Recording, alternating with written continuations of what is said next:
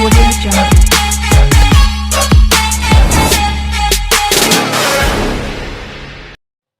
Hello everyone, this is Saumya. Welcome to दोसर classes. आज बात करने वाले हम लोग फोटोसेंसिस के बारे में। मोस्ट इम्पॉर्टेंट टॉपिक है। सबसे अच्छी बात तो ये है कि एक ही वीडियो लेक्चर पे हम फोटोसेंसिस के बारे में सब कुछ कंप्लीट करने वाले हैं। ओके, तो कोई भी क्वेरी, कोई भी टॉपिक आपका यहाँ से बच के नहीं जाने वाला है। ओके, तो स्टार्ट कर लेते हैं जल्दी से। फोटोसेंसिस क्या होता है, क्यों ज़रूरी है। तो सबसे पहले तो एनर्जी के बारे में बात कर लेते हैं। कोई भी लिविंग ऑर्गेनिज्म होता है, उससे एनर्जी की रिक्वायरमेंट होती है। ठीक है, चाहे वो एनिमल्स हो, चाहे वो प्लांट्स हो, और चाहे हम ह्यूमन बींग्स हो। हमें इवन ब्रीदिंग करने के लिए भी, सांस लेने के लिए भी हमें एनर्जी चाहिए होती है। अगर हमारे पास एनर्जी नहीं है तो वो हम नहीं कर सकते, हम अपना एक भी काम नहीं कर सकते। ओके, अब एनर्जी हमें मिलती कहाँ से है? तो हम डे टू डे जो फूड लेते हैं, जो खाना खाते हैं, उसी से हमें एनर्जी मिलती है। ठीक है, अब ये जो फूड लेने की प्रोसेस है वो डिफरेंट डिफरेंट एनिमल्स में, डिफरेंट डिफरेंट में हो सकती है, अलग अलग। ठीक है, अब जैसे हम लोग हैं या फिर ये काऊ है, ये डिपेंड कर रही है प्लांट्स पर।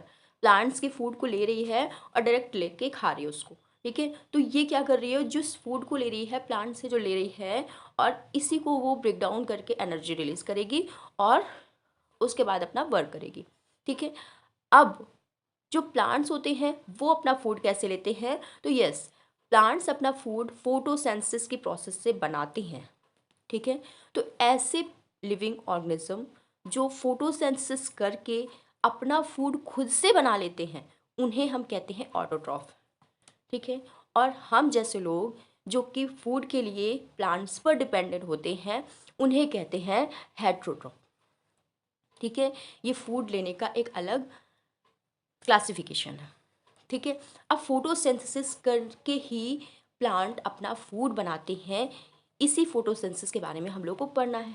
ओके, अब क्या है फोटोसिंथेसिस, कैसे बनाते हैं प्लांट अपना फूड? तो उनको तीन मेन चीज़ों की रिक्वायरमेंट होती है। ठीक है, सबसे पहले तो सनलाइट, सन निकलना बहुत ज़रूरी है उनके फोटोसिंथेसिस के लिए। विदाउट सन वो लोग अपना फोटोसिंथेसिस नहीं कर पाएंगे।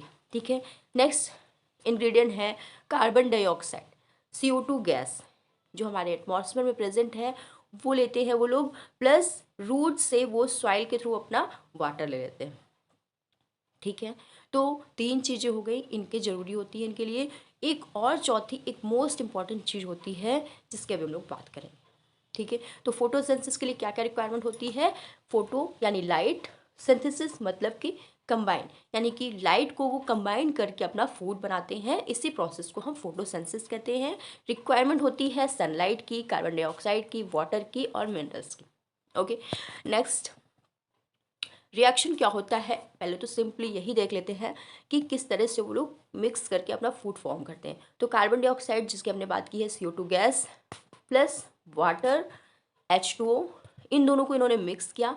सनलाइट की प्रेजेंस है। क्लोरोफिल एक पिगमेंट होता है जो इनकी लीफ में पाया जाता है, उसकी प्रेजेंस में ही ये लोग अपना फूड फॉर्म कर सकते हैं।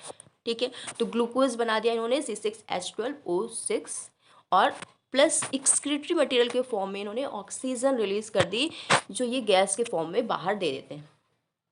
तो ये सिंपल सी इक्वेशन है। आपको अगर ठीक ना लगे, आपको अगर वर्ड में लिखनी हो तो वर्ड में लिखिए, और केमिकल इक्वेशन आपको लिखनी हो तो केमिकल इक्वेशन लिखिए। ओके, नेक्स्ट हम लोग बात करते हैं एक एक चीज़ करके ये लोग कहाँ से लेते हैं। तो सबसे पहली बात, कार्बन डाइऑक्साइड यानी एटमॉस्फेयर से CO2 गैस ये लोग किस तरह से लेते हैं? तो वो एक प्लांट की लीफ में पोर होते हैं। ठीक है, एक तरह के छोटे छोटे से, इस तरह से आप लोग देख सकते हो, पोर होते हैं, छेद होते हैं इनको कह दो, और इसी से ये लोग एटमॉस्फेयर से सारी गैस को ये लोग एब्जॉर्ब करते रहते हैं। CO2 गैस को यहीं से ये लोग अंदर की तरफ शक कर लेते हैं। ठीक है, और फिर फूड बनाने में यूज़ करते हैं। तो इस स्ट्रक्चर को, ये जो गड्ढे जैसा, ये जो पोर लाइक स्ट्रक्चर है, इसी को हम कहते हैं स्टोमा। ठीक है, और एक एक लीफ में लाखों की संख्या में स्टोमेटा हो सकते हैं। ठीक है, अब स्टोमेटा क्या होता है? जब बहुत सारे स्टोमा होते हैं, स्टोमा मतलब होल, बहुत सारे जब स्टोमा होते हैं तो इनको कहते हैं हम स्टोमेटा। ठीक है, स्टोमेटा का स्ट्रक्चर कैसा होता है? तो सिंपल सा एक पोर लाइक स्ट्रक्चर होता है, बीच में पोर होता है, होल होता है, और दो साइड में दो गार्ड सेल होती है। ठीक है, इसको प्रोटेक्ट करने के लिए गार्ड सेल ही इसको बंद करती है, खोलती है, बंद करती है, खोलती है। ठीक है, अब इसकी भी एक मैकेनिज्म होती है, हम लोग अभी बात करते हैं। तो ये हो गया स्टोमेटा। अलग से शॉर्ट नोट में भी इसका क्वेश्चन आता है, ध्यान रखिएगा।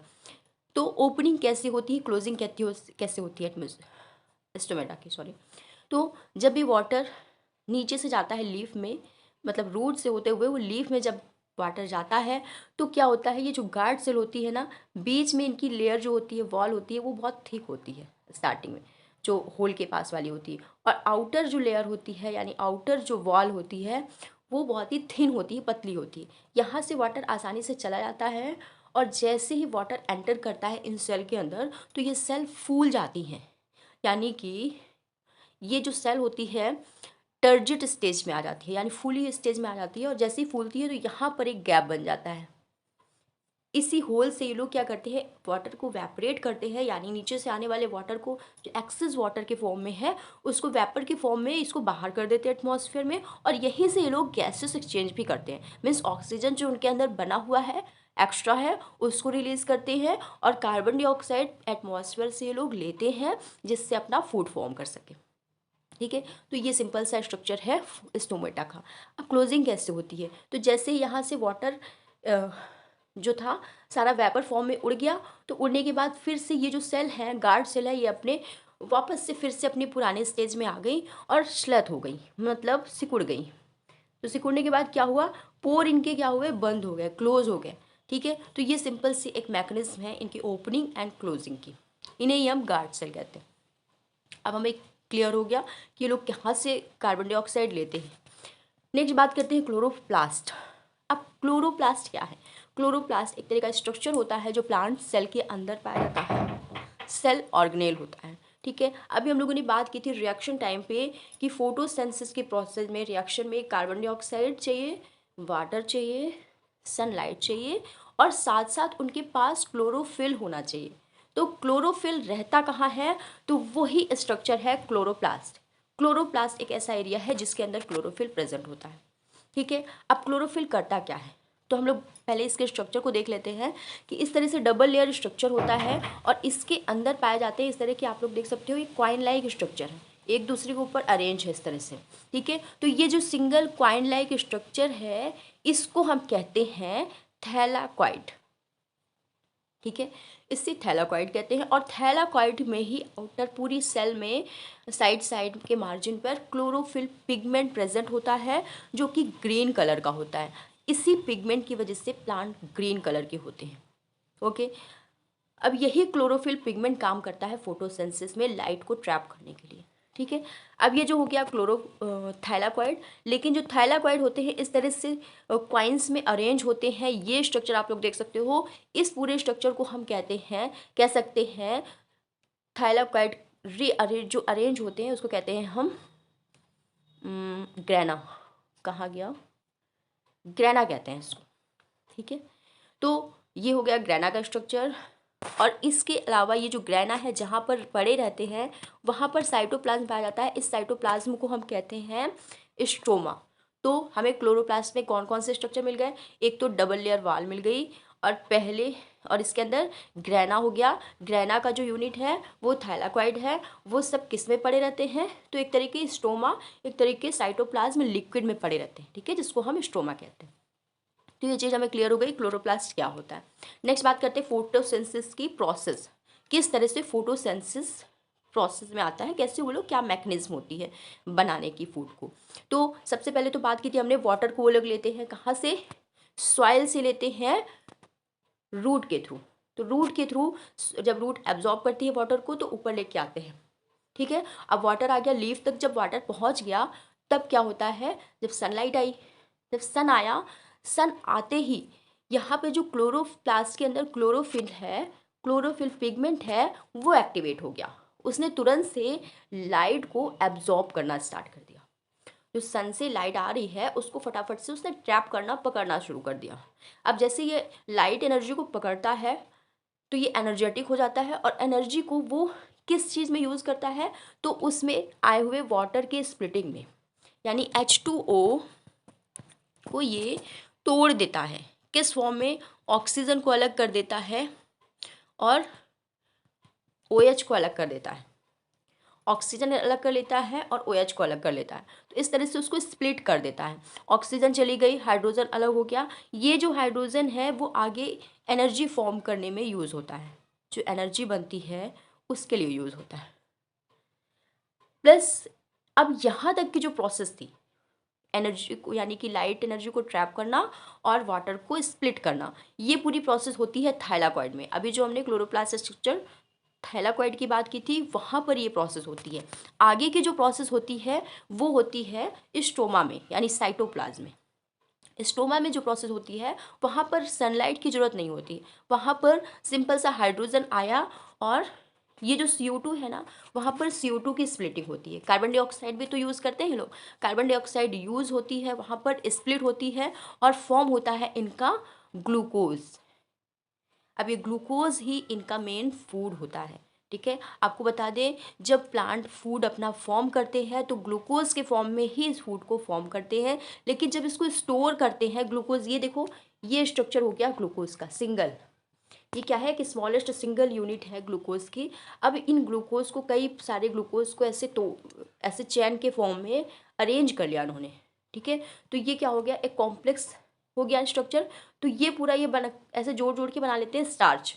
इसी स्टार्च के फॉर्म में ये लोग स्टोर करते हैं। अगर क्वेश्चन आता है प्लांट किस फॉर्म में फूड बनाते हैं तो आंसर होगा ग्लूकोज, बट प्लांट किस फॉर्म में स्टोर करते हैं फूड को तो आंसर होगा स्टार्च। ओके, इतना आपको क्लियर रखना है। नेक्स्ट हम लोग बात कर लेते हैं फैक्टर्स अफेक्टिंग फोटोसेंसिस। भाई फोटोसेंसिस कभी कम होती है, कभी ज़्यादा होती है, कभी बहुत ज़्यादा होती है। तो उसका क्या कारण है, कौन कौन से फैक्टर्स इन्वॉल्व होते हैं कि जब फोटोसेंसिस ज़्यादा होती है और कब कम होती है। तो फैक्टर्स, पहले तो लाइट की बात कर लेते हैं। अगर प्रॉपर लाइट है, सनलाइट आ रही है अच्छे से, तो फोटोसेंसिस का रेट हमेशा बढ़ता है। ठीक है, लेकिन एक कंडीशन ऐसी भी आती है जब हद से ज़्यादा लाइट आ जाती है, हद से ज़्यादा वार्म हो जाता है लाइट की वजह से, तो उस टाइम पीरियड पे फोटोसेंसिस भी घट जाता है। डिटेल में आप लोग हायर क्लासेस में पढ़ोगे। नेक्स्ट बात करते हैं क्लोरोफिल की। क्लोरोफिल भी प्लांट में अगर अवेलेबल है अच्छा खासा तो फोटोसेंसिस बढ़ेगा। ठीक है, टेम्परेचर की बात करें तो 20 to 40% अगर टेम्परेचर है तो बेस्ट टेम्परेचर होता है फोटोसेंसिस के लिए। अगर इससे राइज किया, अगर 40 से ज़्यादा हुआ या फिर 20 से कम हुआ तो फोटोसेंसिस रेट डाउन होता है। ओके, कार्बन डाइऑक्साइड अगर इंक्रीज है एटमॉस्फेयर में तो फोटोसेंसिस भी इंक्रीज होगा। वाटर, वाटर भी सेम कंडीशन में वर्क करता है। अगर आपके पास वाटर है ठीक ठाक प्लांट के पास तो फोटोसेंसिस रेट बढ़ेगा, लेकिन अगर उससे भी ज़्यादा है, मतलब एक्स्ट्रा वाटर है, तो ब्लॉकिंग हो जाती है, इस वजह से फोटोसेंसिस रेट घट जाता है। तो ये सब इफ़ेक्ट करते हैं फैक्टर्स, किसके लिए, फोटोसेंसिस के लिए। नेक्स्ट बात करते हैं सिग्निफिकेंस ऑफ फोटोसेंसिस। क्या सिग्निफिकेंस है फोटोसेंसिस का, सबसे बड़ा सिग्निफिकेंस तो यही है कि प्लांट से हम फूड लेते हैं, जितने भी एनिमल्स हैं वो सब प्लांट के ऊपर डिपेंड है एज ए फूड। ठीक है, और दूसरी एक चीज़ जो मोस्ट इम्पॉर्टेंट है, ऑक्सीजन। प्लांट अपने फोटोसिंथेसिस की जब प्रोसेस करते हैं तो एक्सक्रीटरी मटेरियल के फॉर्म में ऑक्सीजन रिलीज करते हैं। वो ऑक्सीजन एटमॉस्फेयर में जाती है और जितने भी एनिमल्स हैं अपने रेस्पिरेशन के लिए यानी इनहेलेशन के लिए ऑक्सीजन को यूज़ करते हैं। ओके, तो इसके आगे का हम लोग रेस्पिरेशन का प्रोसेस भी एक ही लेक्चर पे, एक ही वीडियो पे कवर करेंगे। आज फोटोसिंथेसिस का टॉपिक हमने सब कुछ कंप्लीट कर दिया है। आज के लिए इतना ही, थैंक यू।